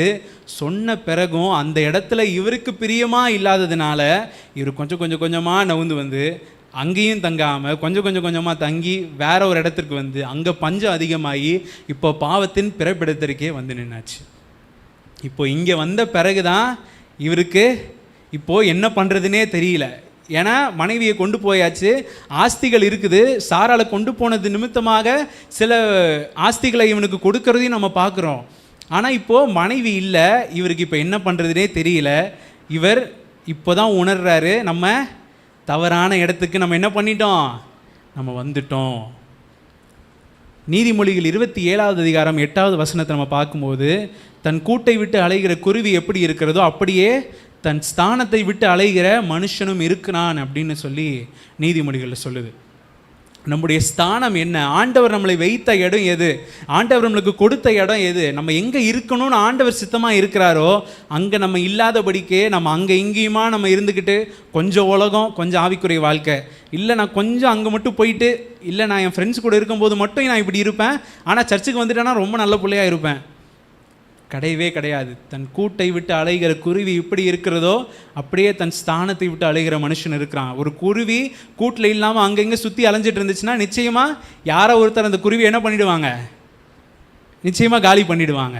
ஒரு பாதுகாப்பு இல்லாத ஒரு நிலைமை அந்த குருவிக்கு இருக்கும். அதே போல தான் தன் ஸ்தானத்தை விட்டு அலைகிற மனுஷனுக்கு பாதுகாப்பே கிடையாது. நான் பாவத்தை நான் இத்தனை நாள் நான் இப்படி தானே பண்ணிகிட்டு இருக்கேன், யாருக்கிட்டையுமே நான் மாட்டலை, நான் இத்தனை நாள் நான் இப்படி தானே பண்ணிகிட்டு இருக்கிறேன், ஆனால் நான் அடிக்ஷனுக்குள்ளெல்லாம் நான் போலையே. பாவம் எப்போ நம்மளை பிடிக்கும்னு சொல்லவே முடியாது. எப்போ நம்முடைய வாழ்க்கையில் நம்ம நிர்கதியாக நம்ம நிற்போன்னு சொல்லவே முடியாது. எப்போ நம்ம இத்தனை நாள் நம்ம மறைவாக ஒரு காரியத்தை செஞ்சுக்கிட்டு இருக்கிறோம், திடீர்னு வெளிப்பட்டுச்சுன்னா அவ்வளோதான். பெற்றோருக்கு உங்கள் மேலே இருக்கிற நம்பிக்கை அற்று போயிடும். சமுதாயம் உங்களை திரும்பி ஏற்றுக்கும்னு நினைக்கிறீங்களா? ஒரு பாவமான ஒரு காரியத்தை செஞ்சு மாட்டாத வரைக்கும் பிரச்சனை இல்லைன்னு சொல்ல மாட்டேன். மாட்டுறதுக்கு முன்னாடியே மனம் திரும்பிட்டா நல்லது. ஆனால் ஒருவேளை மாட்டிக்கிட்டா அவர்களுடைய வாழ்க்கை அதோடு முடிஞ்சிடும். அவர்களுடைய ஸ்தானம் அவ்வளோதான். அவர்கள் எவ்வளோ தான் உயர்ந்த குடும்பத்தில் இருந்தாலும் சரி, அவங்களுடைய அப்பா அம்மா எவ்வளோ பெரிய போஸ்டிங்கில் இருந்தாலும் சரி, அந்த மாட்டின விஷயத்தை உடனே அழிச்சு மறைச்சிட முடியுமா? நிச்சயமாக முடியாது. தன் கூட்டை விட்டு அலைகிற மனுஷன் எப்படி இருக்கிறானோ அப்படியே தன் ஸ்தானத்தை விட்டு அலைகிற மனுஷன் இருக்கிறான். இந்த இடத்துல இப்போ தான் ஆபிரகாம் உணர்றாரு, ஆஹா நம்ம ஒரு பெரிய தப்பை நம்ம பண்ணிட்டோம் அப்படின்னு சொல்லி. ஆனால் ஆண்டவர் தன்னுடைய வாக்கில் உண்மை உள்ளவர். இந்த இடத்துல ஆபிரகாம் எவ்வளவு தப்பு பண்ணியிருந்தாலும் ஆண்டவர் மனமிறங்கி இந்த இடத்துல சாராளை விடுவிக்கும்படியாக ஆண்டவர் வருகிறார். நம்ம அதை 17வது வசனத்திலிருந்து நம்ம தொடர்ந்து வாசிக்கலாம். ஆபிரகாமுடைய மனைவியாகிய சாராயின் நிமித்தம் கர்த்தர் பார்வோனையும் அவன் வீட்டாரையும் மகா வாதைகளால் வாதித்தார். அப்பொழுது பார்வோன் ஆபிரகாமை அழைத்து, நீ எனக்கு ஏன் இப்படி செய்தாய்? இவள் உன் மனைவி என்று நீ எனக்கு அறிவியாமற் போனதென்ன? இவளை உன் சகோதரி என்று நீ சொல்ல வேண்டுவது என்ன? இவளை நான் எனக்கு மனைவியாக கொண்டிருப்பேனே, இதோ உன் மனைவி, இவளை அழைத்து கொண்டு போ என்று சொன்னான். பார்வோன் போதும். இப்போ இந்த இடத்துல மனைவியாக கொண்டிருப்பேனே அப்படின்னு சொல்கிறாரு. ஆங்கிலத்தில் சொல்லும்போது so that I took her for my wife. இந்த இடத்துல எத்தனை நாட்கள் சாராள் இப்போ இவரோட இருந்தாங்கன்றது நம்மளுக்கு தெரியாது. ஆனால் இவர் அவருடைய வாயின் அறிக்கையிலே பார்வோன் சொல்லுகிற காரியம் என்ன, மனைவியாக்கி கொண்டிருப்பேனே. அப்போது அந்த இடத்துல தன்னுடைய மனைவி விட்டு அந்த இடத்துல இப்போது எத்தனை நாட்களாக இவர் பிரிஞ்சு இருந்தாருன்னு தெரியல. இப்போது கிட்டத்தட்ட சொல்லப்போனால் பார்வோனுக்கு மனைவியாகவே மாறியாச்சு. மாறினதுனால தான் இப்போ இவர் இவ்வளோ பெரிய ஒரு பதபதைப்போடு இந்த பார்வோன் சொல்கிறாரு, நீ இப்படி ஒரு காரியத்தை ஏன்பா செஞ்ச? அதாவது ரொம்ப ஒழுங்கெலாம் இல்லை, ஆனால் இப்போ இது ரொம்ப பெரிய பிரச்சனையானதுனால இப்போ வந்து சொல்கிறாரு, நாங்கள் என்ன அப்படியா பண்ணியிருக்க போகிறோம், நாங்கள் அப்படி கிடையாது, நாங்கள் ரொம்ப நல்லவங்க அப்படின்னு சொல்லி இந்த இடத்துல அவர் சொல்கிறத நம்ம பார்க்குறோம். சொன்னது அந்த இடத்துல நடக்கிற காரியம் என்ன, மனைவியை மறுபடியுமாக சாரால் அனுப்பிடுறாரு. அனுப்பி 20வது வசனத்தை வாசிங்க. பார்வோன் அவனை குறித்து தன் மனுஷருக்கு கட்டளை கொடுத்தான். அவர்கள் அவனையும் அவன் மனைவியையும் அவனுக்கு உண்டான எல்லாவற்றையும் அனுப்பிவிட்டார்கள். இப்போ அங்கே இங்கேயும் திரிஞ்சு பஞ்சத்தில் மாட்டி அங்கிருந்து மறுபடியும் அலைஞ்சு திரிஞ்சு எகிப்திற்கு வந்து எகிப்தில் ஒரு பெரிய பிரச்சனையை நீங்கி இப்போ இங்கேருந்து என்ன பண்ணுறாங்க, அவர்கள் புறப்படுகிறார்கள். 13வது அதிகாரத்தோட முதல் வசனத்தை வாசிங்க. ஆபிரகாமும் அவன் மனைவியும் அவனுக்கு உண்டான யாவும் அவனுடனே லோத்தும் எகிப்தை விட்டு தென் திசையில் வந்தார்கள். இப்போது சந்தோஷத்தோட எனக்கு ரொம்ப பிடிச்ச தேசம் எகிப்து, நான் வந்து நிறைய இதை பற்றி கதைலாம் கேட்டிருக்கேன், வணிகர்கள்லாம் பயங்கரமாக இதை பற்றி சொல்லியிருக்கிறாங்கன்னு ரொம்ப கனவுகளோட ஆசையோடு எகிப்துக்கு போனவர் இப்போது தனக்கு உண்டான யாவற்றையும் எடுத்துக்கிட்டு வேறு வழியே இல்லாமல் இப்போ அவங்க அங்கேருந்து அனுப்பி விட்டாங்க. இவர் அங்கேருந்து கிளம்பி வராரு. வந்து அவர்கள் 3வது வசனத்தை வாசிங்க. அவன் தன் பிரயாணங்களிலே தெற்கே இருந்து பெத்தேல் மட்டும், பெத்தேலுக்கும் ஆயிக்கும் நடுவாக தான் முன்பு கூடாரம் போட்டதும் தான் முதல் ஒரு பலிபீடத்தை உண்டாக்கினதுமான ஸ்தலம் மட்டும் போனான். அங்கே ஆபிராம் கர்த்தருடைய நாமத்தை தொழுது கொண்டான். ஒழுங்கா இங்கே இருந்திருக்கலாமா? அங்கே இங்கேன்னு ஓடி அவங்கிட்ட இவங்கிட்ட மாட்டி இவ்வளோ பிரச்சனைகளுக்குள்ளே போகிறதுக்கு பதிலாக இந்த இடத்துலையே இருந்து இவர் தன்னுடைய கூடாரங்களை போட்டு அந்த இடத்துலையே அவரை டெவலப் பண்ணி இருந்திருந்தாருன்னு சொன்னால் இவ்வளோ பிரச்சனைகள் வந்திருக்குமா? ஆனால் என்ன பண்ணதில்லை, மனசே இல்லை, நான் வந்து என்னுடைய விருப்பத்தின்படி தான் என்னுடைய வாழ்க்கையை வாழ போகிறேன். ஆங்கிலத்தில் சொல்லுவாங்க we only live once, வாழ்க்கை ஒரு முறை தான் வாழ போகிறோம், அதை என்ன பண்ணணும், சந்தோஷமாக நம்மளுக்கு பிடிச்ச மாதிரி வாழ்ந்துடணும். ஆண்டவருக்கு பிரியமான காரியத்தை செய்து மட்டுமே நம்ம வாழ வேண்டியது ரொம்ப ரொம்ப ரொம்ப முக்கியமான ஒரு காரியம். உலக ஜனங்கள் எப்படி வேணால் வாழ்ந்துடலாம், அவர்கள் அவங்களுக்கென்று வைத்திருக்கிற நீதியின் அளவுகோல்கள் வித்தியாசமாக இருக்கலாம். ஆனால் ஆண்டவர் நம்மளுக்கு தெளிவாக ஒரு புஸ்தகத்தை கொடுத்துருக்கிறாரு. ஆமென். இதன்படி தான் நம்ம வாழணும். இதில் ஆண்டவர் என்ன சொல்லியிருக்கிறாரோ, எதன்படி நடக்க சொல்லியிருக்கிறாரோ, எந்த வழியில் போக சொல்லியிருக்கிறாரோ, அவருடைய வார்த்தை அன்றன்று நம்மளுக்கு எப்படி வருகிறதோ அதன் பிரகாரமாய் நம்ம செய்வதற்கு நம்ம கவனமாக இருக்கும்போது நம்முடைய வாழ்க்கையில் நிச்சயமாய் ஆசீர்வாதங்கள் மட்டுமே வரும். நம்ம அதை விட்டுட்டு இல்லை நான் இங்கே போய் இப்படி பண்ண போகிறேன், நான் அங்கே போய் அப்படி பண்ண போகிறேன், என் ஃப்ரெண்ட்ஸோடு நான் இதை பண்ண போகிறேன், அங்கே போகிறேன் இங்கே போகிறேன், ஆண்டவருடைய சித்தம் என்னன்னு அநேகர் கேட்குறதே கிடையாது. ஆண்டவருடைய சமூகத்தில் உட்கார்றதே கிடையாது. எனக்கு இது தோணுது, நான் இதை செய்கிறேன், எனக்கு இது பண்ணுறேன், அது இது அங்கே எங்கே போயிட்டு கடைசியில் ஒரு முட்டு சந்தில் வந்து நிற்கும்போது ஆண்டவர் எப்படி உங்களுக்கு செவி கொடுப்பார்? நீங்கள் ஆண்டவர் சொன்ன காரியத்தை செஞ்சீங்களா? ஆண்டவர் வார்த்தையை கேட்டிங்களா? இல்லை ஆண்டவரே இதை நான் செய்யலாமா வேணாமான்னு ஆண்டவருக்காச்சும் ஆப்ஷன் கொடுத்தீங்களா? எதுவுமே பண்ணலை. எல்லாமே எனக்கு எனக்கு எனக்கு எனக்குன்னு செஞ்சு இப்போ ஒரு முட்டு சந்தில் வந்து நின்ன பிறகு ஆண்டவரே என்னை காப்பாற்றுங்க, ஆண்டவரே உங்களுக்கு கண் இல்லையா, காது இல்லையா, மூக்கு இல்லையான்னு எல்லா கேள்வியும் கேட்குறது. நம்ம செய்ய வேண்டிய முதல் காரியம், எந்த காரியத்தை நம்ம செய்கிறதற்கு நம்ம ஒருவேளை நம்முடைய இருதயத்தில் நம்ம தீர்மானித்தாலும், ஆண்டவரே இது உங்களுக்கு பிரியமா, ஆண்டவரே இது உங்களுக்கு சித்தமா, இந்த காரியத்தை நான் செய்யலாமா, என் வாழ்க்கையில் இது ஆசீர்வாதமாக இருக்குமா அப்படின்னு சொல்லி நம்ம ஒரு காரியத்தையும் ஆண்டவர்கிட்ட கேட்டு தான் செய்யணும். என்னங்க இது ரொம்ப ரூல்ஸாக இருக்குதே, அப்படி தான். ஒரு அப்பா அம்மாவோடு இருக்கிற ஒரு பிள்ளைக்கு ரூல்ஸ் எப்பயுமே ரொம்ப அதிகமாக தான் இருக்கும். என்னுடைய ஓன் எக்ஸ்பீரியன்ஸ்லேருந்தே நான் சொல்கிறேன், ரூல்ஸ் ரொம்ப ரொம்ப ரொம்ப அதிகமாக தான் இருக்கும். 4 செவத்துக்குள்ளேயே இருக்கிற மாதிரி தான் இருக்கும். ஆனால் அந்த இடத்துல நம்மளுக்கு என்ன சுதந்திரம் இருக்குதோ அதை நம்மளால் ஆண்டு கொள்ள முடியும். ஆனால் அதை தாண்டி நான் ஒரு காரியத்தை செய்ய போகிறேன் நம்ம முயற்சிக்கும் போது நம்மளுக்கு பிரச்சனைகள் வரும். நம்ம ஆண்டவர் நம்முடைய பரம தகப்பனுடைய கட்டுப்பாட்டில் நம்ம இருக்கிறோம். அவருடைய வாழ்க்கை, அவருடைய நெறிமுறைகள் நம்மளுக்கு என்ன வச்சிருக்கிறாரோ அதன் பிரகாரமாய் நம்ம வாழும்போது ரூல்ஸ் கொஞ்சம் அதிகமாக தான் இருக்கும், கண்டிஷன்ஸ் கொஞ்சம் அதிகமாக தான் இருக்கும். ஆண்டவர் ரொம்ப போட்டு நெருக்கிற மாதிரி தான் இருக்கும். முன்னும் பின்னும் என்னை நெருக்கி உங்களுடைய கரத்தை என்மேல் வைக்கிறீர், மொத்தமாக போட்டு ஒரு இடத்துல அமைக்கிடுவார், உண்மைதான். ஆனால் அந்த இடம் நம்மளுக்கு ஆசீர்வாதமாக இருக்கும். ஆமென். அந்த இடம் நம்மளுக்கு ஆசீர்வாதமாக இருக்கும். அந்த இடத்துல எந்த குறைச்சல்களும் இருக்காது. அந்த இடத்துல எந்த ஒரு பஞ்சமோ, எந்த ஒரு பட்டினியோ, பசியோ, எந்த நாசமோசமோ, நிர்வாணமோ ஒன்றும் வரப்போகிறது இல்லை. ஆனால் நம்ம என்ன பண்ணுறோம், நான் இங்கே இருக்கும்போது எனக்கு அது ரொம்ப நல்லா தெரியுதே அப்படின்னு சொல்லி நம்ம அங்கே இங்கே நம்ம அலைஞ்சு திரிஞ்சு நம்முடைய ஒரு கூட்டை விட்டு அலைகிற குருவி எப்படி இருக்குதோ அப்படி நம்ம சுற்றி திரியும் போது அநேக பிரச்சனைகள், மனுஷங்களோட ஏச்சு பேச்சுகள் எல்லாவற்றிற்கும் காரணமாகி கடைசியில் வேறு வழியே இல்லாமல் ஆண்டவர்கிட்ட வர்றது கிடையாது. நான் என் வாழ்க்கையில் எல்லாத்தையுமே அனுபவித்து முடிச்சுட்டு நான் என் வாழ்க்கையில் எல்லாத்தையும் பார்த்துட்டு ஒரு 45-50 வயசில் ஆண்டவர்கிட்ட வரேன் அப்படின்னு சொன்னால் அது பேர் கமிட்மெண்ட் கிடையாது, அது பேர் கீழ்ப்படிதல் கிடையாது. ஆண்டவர் ஒரு காரியத்தை நம்மக்கிட்ட சொல்லி இருக்கிற அந்த இடத்துலையே நம்மை நாமே அர்ப்பணித்து ஆண்டவரே இந்த காரியத்தை நான் செய்கிறேன் அப்படின்னு சொல்லி நம்ம ஒப்பு கொடுக்கறதுன்னு பேர் தான் என்னது, கீழ்ப்படிதல். இந்த இடத்துல ஆபிரகாம் அங்கே எங்கே சுற்றி திரிஞ்சு கடைசியாக வேறு வழியே இல்லாமல் எகிப்திலிருந்தும் அவருக்கு பிடிச்ச ரொம்ப பிரியமான இடத்துலேருந்து அவரை துரத்தி விட்ட பிறகு தான் இப்போது ஆண்டவர் சொன்ன, அதுவும் இப்போ பாருங்க ரொம்ப கரெக்டாக வராரு.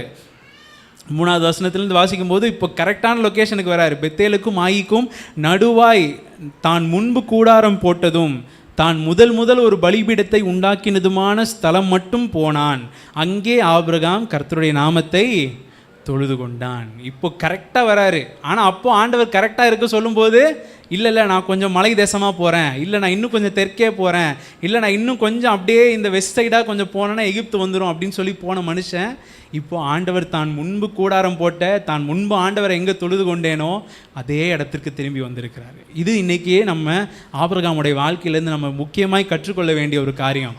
இல்லை நானும் ஆபிரகாம் மாதிரி நான் அங்கங்கே திரிஞ்சு எனக்கு பிரியமான எல்லாத்தையும் செஞ்சு முடிச்சுட்டு தான் வருவேன் அப்படின்னு சொன்னால் அது பேர் ஞானமான ஒரு காரியம் கிடையாது. ஆபிரகாம் எப்படி அவருடைய வாழ்க்கையில் அடிபட்டு இப்போ கடைசியில் மறுபடியுமாக ஆண்டவரோட ஒப்புரவாயிருக்கிறாருன்னு நம்ம பார்த்துருக்குறோம்.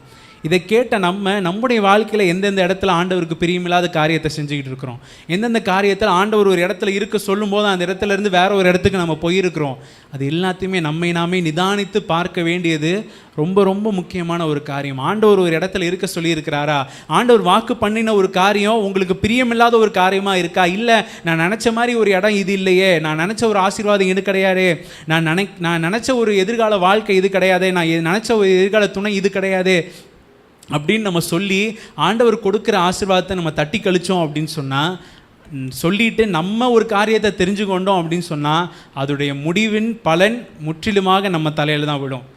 ஆனால் கர்த்தருடைய ஆசீர்வாதமே ஐஸ்வர்யத்தை தரும், அதனோட அவர் வேதனையை கூட்டார். ஆண்டவர் ஒருபோதும் அவருடைய ஆசீர்வாதத்தில் வேதனையை கூட்டவே மாட்டார். ஆண்டவர்கிட்ட நன்மைகள் மாத்திரமே இருக்குது. அவர் நன்மைகளை மட்டுமே செய்கிற தேவன், நன்மை செய்ய மட்டுமே அறிந்த தேவன். அவரிடத்தில் தீமை எவ்வளோ வேணும் கிடையாது.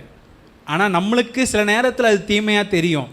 ஆனால் அந்த தீமைகளை நம்ம பார்க்காதபடிக்கு ஒருவேளை அந்த நேரத்தில் அது நம்மளுக்கு பிரியமில்லாத காரியமாக இருந்தாலும் அது எதிர்காலத்தில் நம்மளுக்கு அது ஏற்ற காரியமாக எல்லாமே வந்து அமையும் போது அப்போ நம்ம ஆண்டவருடைய நாமத்தை நம்ம துதிக்கிற ஜனமாய் நம்ம இருப்போம். இப்போ எப்படி எல்லா இடத்துலையும் அலைஞ்சு திரிஞ்சு இப்போ கடைசியில் ஆண்டவர் சொன்ன இடத்துக்கே வந்து நின்ன பிறகு இப்போது கர்த்தருடைய நாமத்தை தொழுது கொள்ளுகிறார்.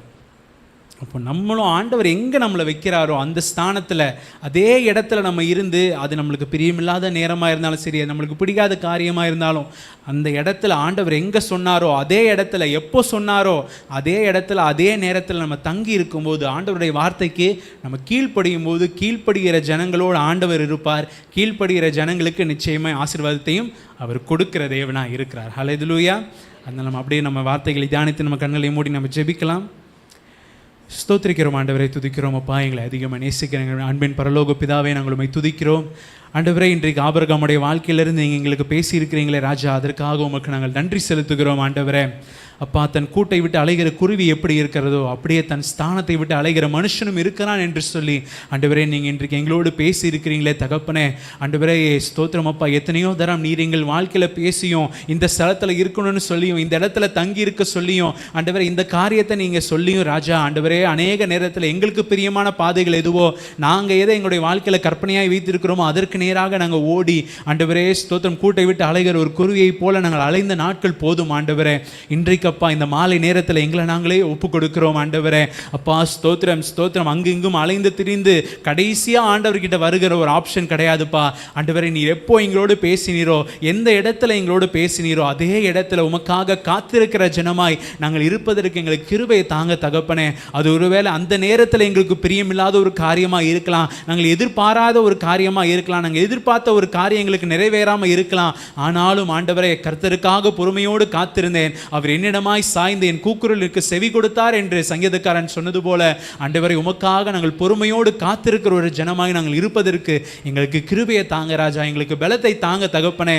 நாங்கள் மனுஷங்களுடைய வார்த்தைக்கோ சத்துருவானுடைய வார்த்தைகளுக்கு நாங்கள் செவி கொடுத்து அதற்கு பின்பாக நாங்கள் போய்விடாதபடிக்கு ஆண்டவரே உம்முடைய வாக்குத்தத்தங்களை பற்றி கொண்டு ஆண்டவரே நாங்கள் பொறுமையோடு காத்திருக்கிற அந்த பலத்தை அந்த ஆரோக்கியத்தை எங்களுக்கு தரும்படியாக ஒரு விஷயமாக நாங்கள் உம்முடைய சமூகத்தில் கெஞ்சி நிற்கிறோம் ஆண்டவரே. அப்பா ஸ்தோத்திரம். உம்முடைய சமூகத்தில் இம்மட்டுமாக காத்திருந்து உம்முடைய வார்த்தைகளை கேட்ட பிள்ளைகளை ஆண்டவரே நீங்கள் ஆசீர்வதிங்க ராஜா.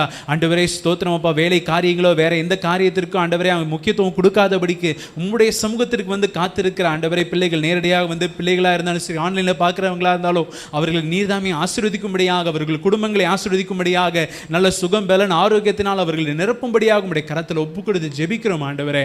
அப்பா, தொடர்ந்து அவர்கள் இந்த வேத பாட வகுப்புக்கு வந்து கலந்து கொண்டு உடைய வார்த்தைகளை கேட்டு ஆண்டவர் ஆவிக்குரிய வாழ்க்கையில் இன்னும் அதிகமாய் பலப்பட்டு ஆண்டவரை உமக்கென்று எழும்பி பிரகாசிக்கிற விளக்கா இருக்க நீங்க கிருபை தாங்க ராஜா. உடைய கரத்தில் முற்றிலுமா நாங்கள் தாழ்த்தி ஒப்பு கொடுக்கிறோம். எல்லா துதி கன மகிமையிலும் ஒருவருக்கே எடுக்கிறோம். இயேசு கிறிஸ்து மூலமாய் ஜெபிக்கிறோம் எங்கள் ஜீவனுள்ள எங்கள் நல்ல பிதாவே, ஆமேன் ஆமேன். எல்லாம் சொல்ல, என் ஆத்துமாவே கர்த்தரை ஸ்தோத்திரி, என் முழு உள்ளமே பரிசுத்த நாமத்தை ஸ்தோத்திரி, என் ஆத்துமாவே கர்த்தரை ஸ்தோத்திரி, கர்த்தர் செய்த சகல உபகாரங்களையும் மறவாதே. ஆமேன் ஆமேன். கர்த்தர் உங்களை ஆசீர்வதிப்பாராக.